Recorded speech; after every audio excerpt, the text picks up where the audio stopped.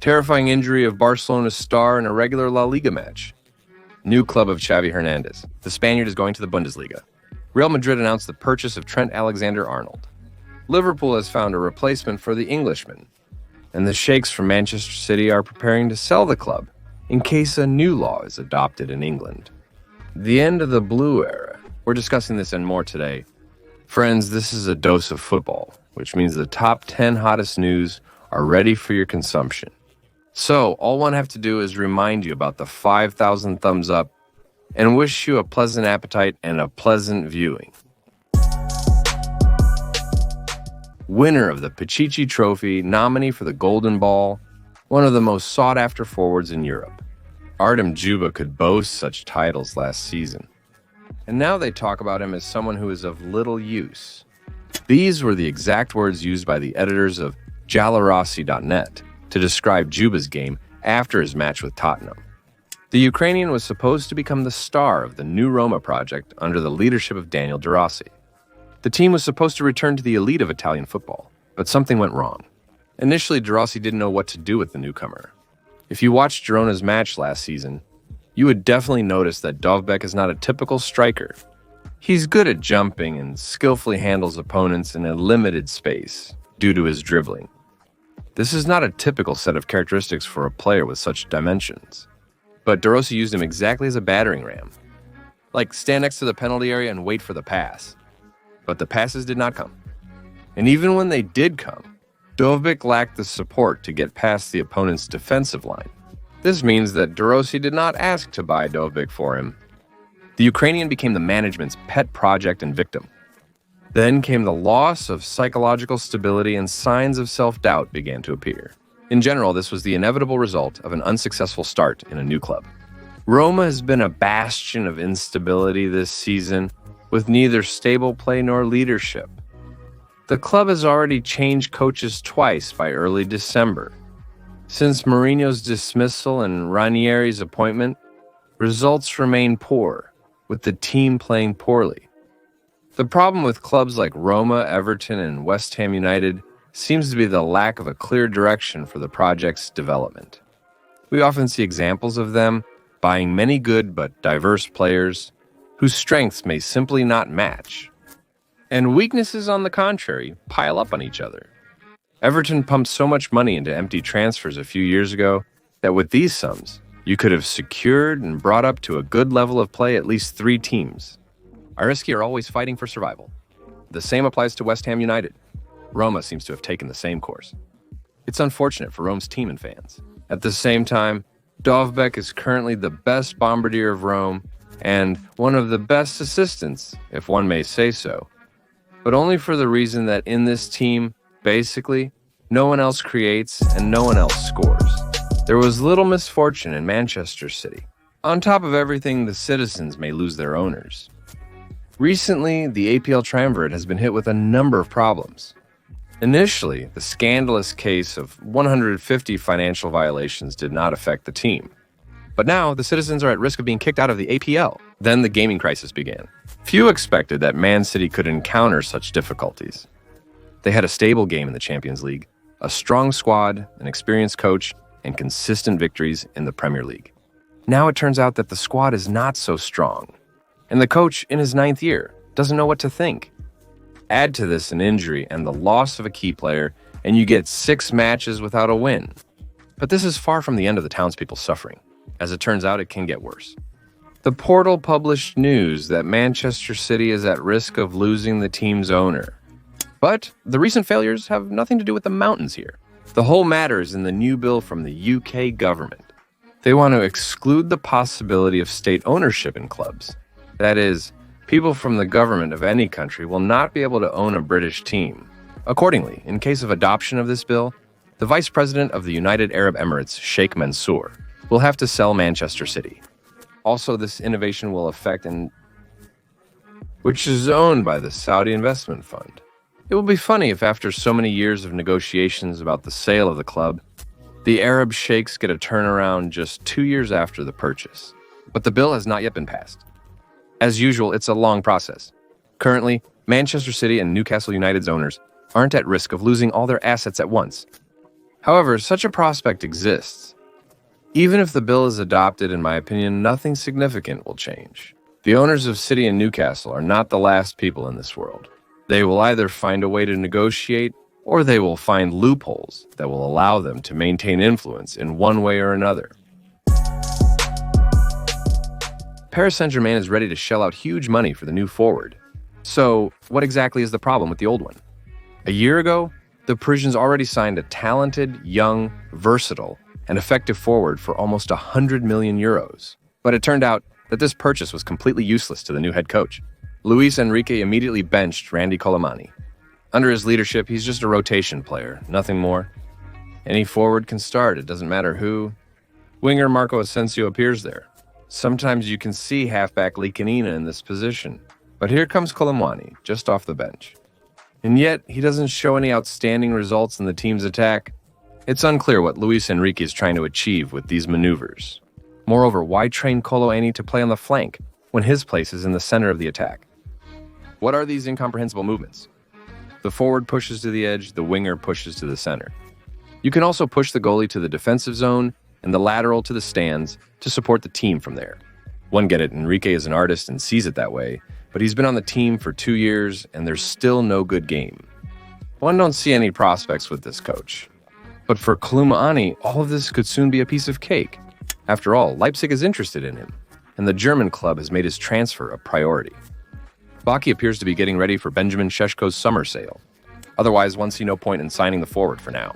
But it's clear that moving to Leipzig will benefit Koeman. Things in Paris somehow immediately went the wrong way for him. Paris Saint-Germain management is searching for a new target to ruin their career with two main contenders so far. It's Marcus Rashford from Manchester United and Ademola Lookman from Atalanta, for whom the Parisians have already offered 100 million euros. One wouldn't want such a talented young man as Ademola Lookman to ruin his career by moving to Paris. But Atalanta might be tempted by these 100 million. After all, there's only a year and a half left on the player's contract. And here she is being offered such a fortune. One understand if the management persuades the player to pick Paris Saint-Germain. As for Marcus Rashford, as they say, you can't spoil porridge with butter here. The Englishman himself is diligently ruining his career. He's hardly scared of a transfer, and even to Paris. But personally, one don't see the point in such a transfer. Rashford rarely plays as a central forward, and it's unlikely that he will fit into this position. Though who knows what will come into Luis Enrique's head. Salah might end up in another European grand team. It's not Barcelona. He likely won't extend his Liverpool contract. He began causing problems, prolonging his uncertain statements. And this is despite the fact that he is showing great football in Arne Slot's team. And for some reason, Liverpool's not pushing for a new agreement with the team's longtime leader. One still haven't given up hope, but time is running out. So there's a big chance that in January, the name of Salah's new club will be known. Latest reports suggest Inter Milan has joined the pursuit of the forward. At Radzur, there are big fans of farming older players who haven't lost their grip, regardless of their age. Here are a few recent examples. Henrik Mkhitaryan, Alexis Sanchez, Petr Zielinski. But believe me, the list can go on for a very long time. Salah's arrival will extend it slightly. Inter is intensively preparing to transfer the Egyptian player. And in order to afford his salary, it wants to part ways with 3 players at once. Specifically, we're talking about Marko Arnautovic, Mehdi Taremi, and Joaquin Correa. Honestly, these names confuse me. How much do they expect to get for Rads from selling 3 reserves, who are already over 30? If they paid 20 million for all of them, that would be great. Therefore, freeing up money from the financial report directly for Salah's salary, as one see it, will not work out, even if these footballers are sold on favorable terms. The only thing Inter can offer is to play in the squad of the current champion of Italy. But such an argument can only work if the only reason for Salah's departure from Liverpool is the desire to change the club's registration. Many clubs will be able to claim the forward's transfer. And if both money and a salary of 20 million a year offered by a club from Saudi Arabia are important to him, then excuse me, there are no competitors in the European arena. It is also worth noting that Salah is still being claimed as before. For the second year in a row, by the way. The reasons remain the same. The French need a replacement for Kylian Mbappe as the leader of the attack. and a replacement for Ousmane Dembele in the position of the right winger. Parisians clearly have more green arguments than in Milan. Theoretically, they can even offer half of what the Saudi Arabian Investment Fund gives. And this is on the condition that Salah continues to play in the European League, even if it's a farmer's one. But how one don't want to see him in the passage? One in general, it would be better if he stayed in Liverpool and continued to live here. But if they are going to leave, let them at least choose a richer team for themselves.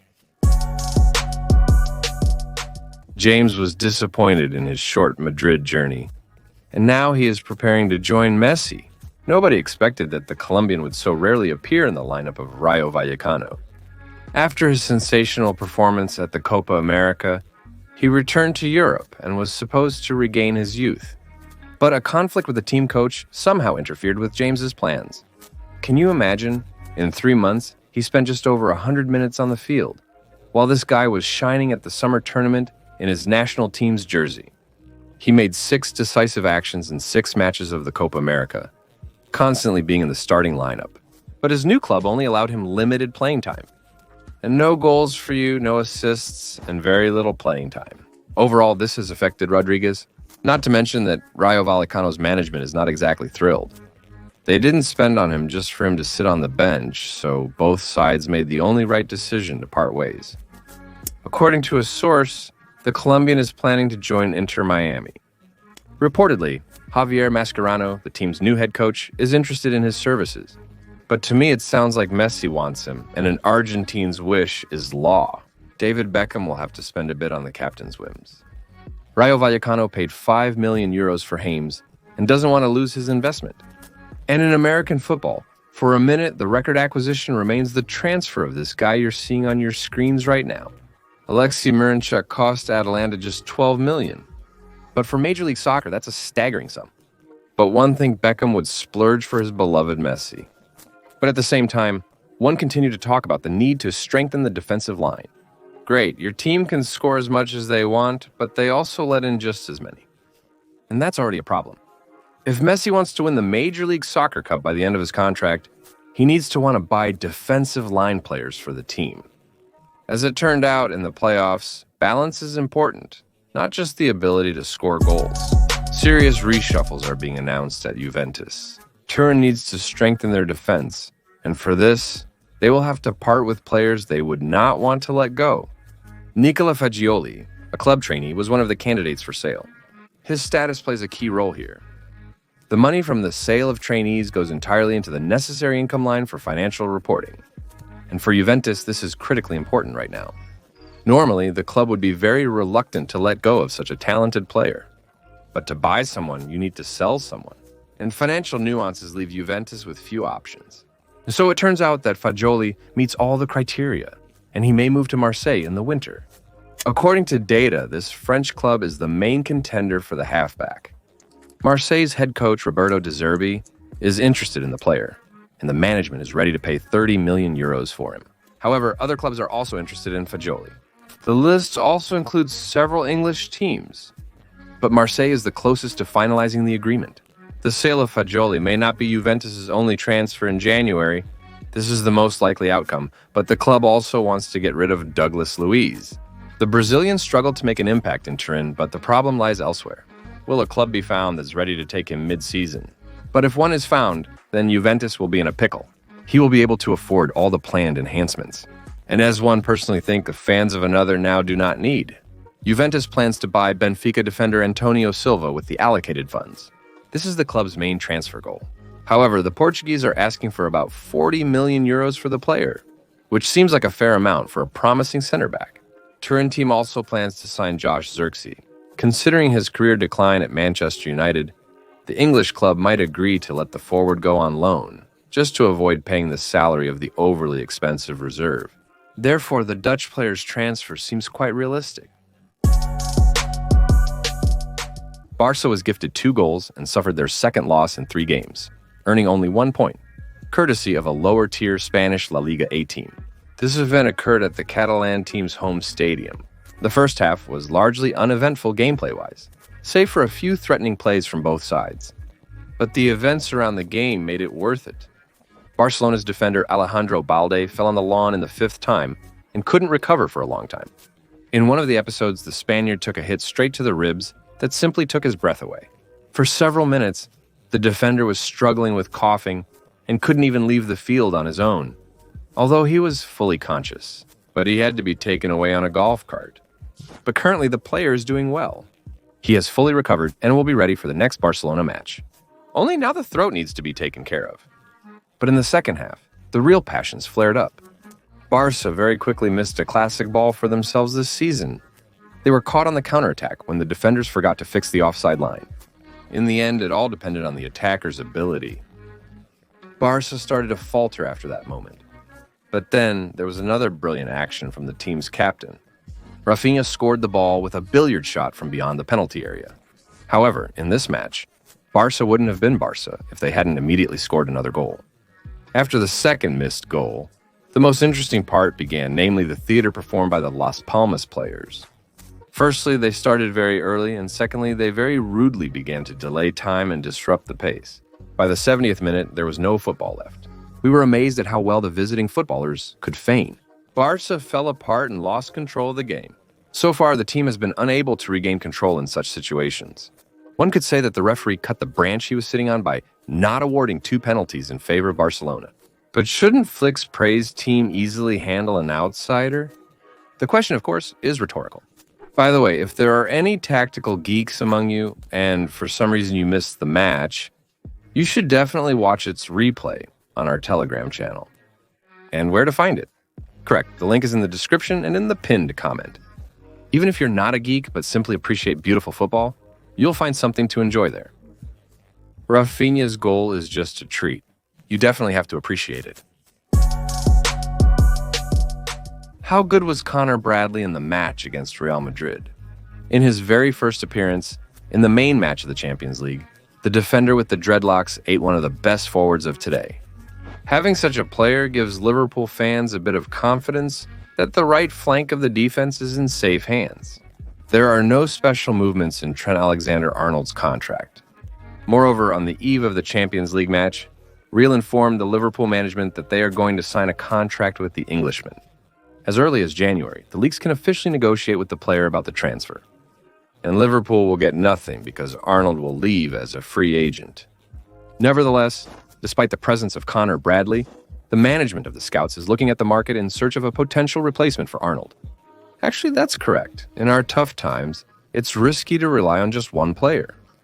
Crosses are an unpredictable thing. Having 2 quality performers not only gives depth to the squad, but also a field for coaching experiments. In general, according to the latest available information, Liverpool is looking at Bayern's player Jeremy Frimpong. But this is not the easiest transfer target for several reasons. Secondly, many European giants are vying for him as one of the strongest fullbacks. Nevertheless, a lot will depend on the desires of the footballer himself. According to the source, Bayern will not hold on to him with both hands and will agree to let him go for just 40 million. That's cheap. What's the sin to wait? For a young and productive lateral whose contract is ending soon, this is a very modest compensation. One just reminds you that Manchester City paid almost 100 million for Joao Guardiola. This is another argument why it will be difficult to sign Frimpong. Because many will also want to snatch this take, the player will decide everything. If Liverpool convinces the footballer to choose them and not one of the other contenders, then they will get a fantastic fullback for a modest amount of money. Moreover, Frimpong's profile closely resembles Arnold's. This means that it will be easier for him to adapt to Liverpool's style of play.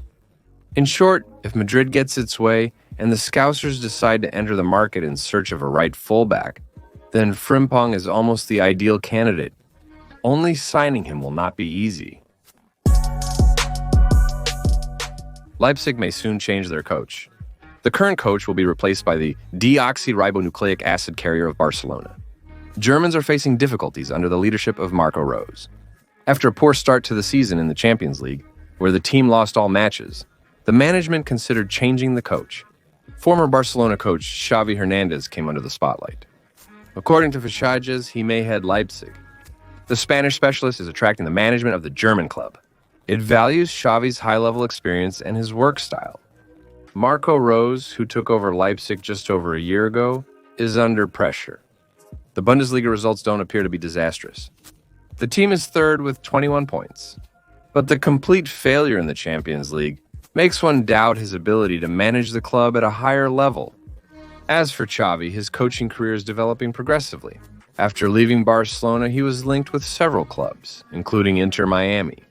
However, in the end, Messi's close friend went to the United States of America, and the man Messi had a conflict with remained unemployed. Possibly not for long. One can quite imagine scenarios where the Leipzig management dismisses the current coach and appoints Xavi. He has already gone through all possible hardships with Barcelona and is now a seasoned coach. He will definitely not be afraid of the group stage of the Champions League. It's improbable that a strong German club will finish last in their group. However, there is a question about this appointment. How well will Xavi fit into the style of German football? After all, the Bundesliga is a unique championship with its own specifics. Speed and physicality are key there. And Xavi, as far as I've noticed in Barcelona, prefers measured football. But at the very least, this should make for an interesting experiment. With Xavi's agreement, he can be taken until the end of the season after Rosa's dismissal and try him in the place of the head coach of an unusual team for him. That's all for today. Thanks for watching and subscribing. My name is Kirill Cast, and this was your daily dose of football. Peace to your house in Johanga, friends.